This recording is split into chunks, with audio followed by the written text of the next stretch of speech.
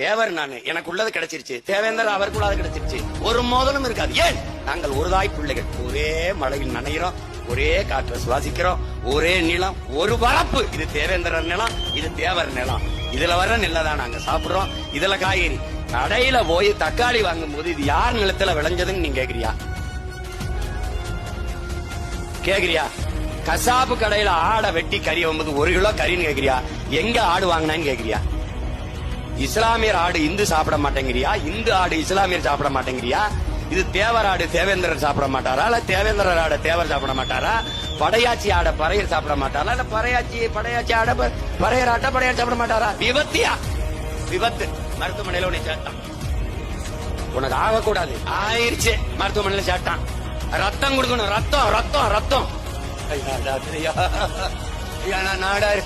நாடார் ரத்தமா பாத்து ஏத்துங்க ஐயா. சொல்லியார் சாமி.